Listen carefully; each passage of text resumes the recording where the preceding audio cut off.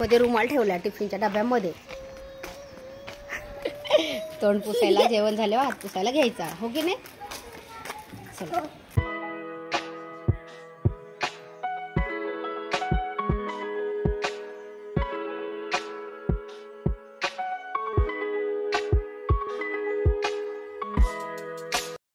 हाय, hello, नमस्कार. तुमचं सगळ्यांचं एकदा आपल्या काही नवीन ब्लॉग्समध्ये मी सीमा खूप सारं स्वागत करते. तर आता चालू शाळेमध्ये.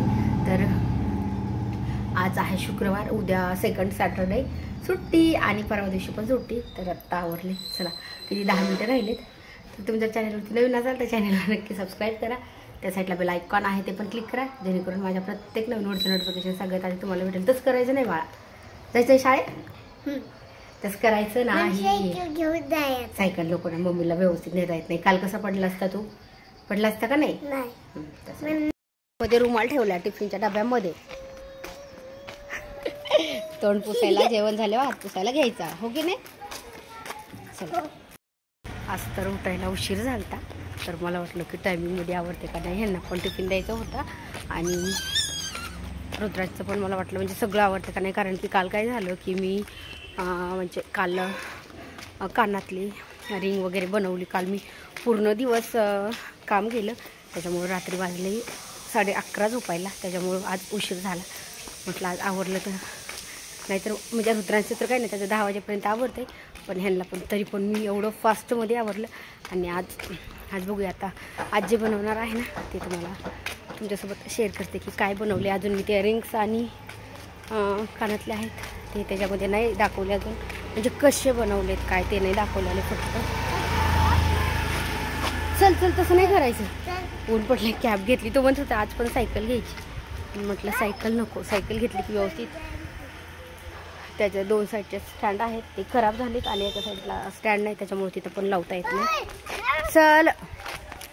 सो आत्ता रुद्राजला सोडलं स्कूलमध्ये आणि मेनूची माझ्या फरशा आणि देवपूजा राहिली.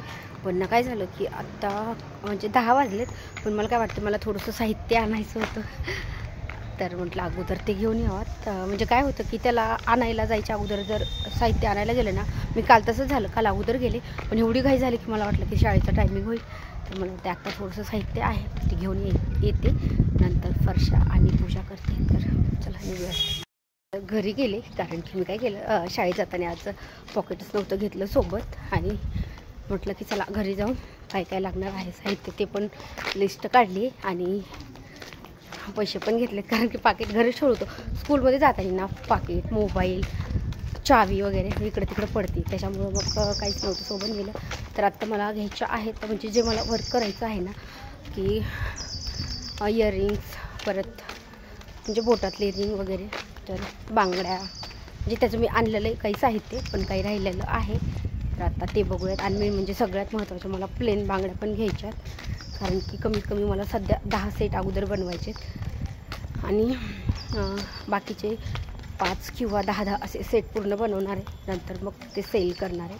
तर त्याच्यासाठीच आता साहित्यानं चाललं. रुद्राज असला ना सोबत, एकतर काय घ्यायचं ते बी नाही लक्षात येत आहे आणि तो इतका रस्त्याने चालताना पण त्रास देतो. त्याच्यामुळे म्हटलं त्याला स्कूलमध्ये सोडलं आहे, तोपर्यंत पटकन घेऊन येऊयात. शॉप पण उघडले का नाही काय माहीत. आता कधी कधी 11ला उघडतात, कधी कधी 10:30ला उघडत आहेत. आता 10:15 वाजले.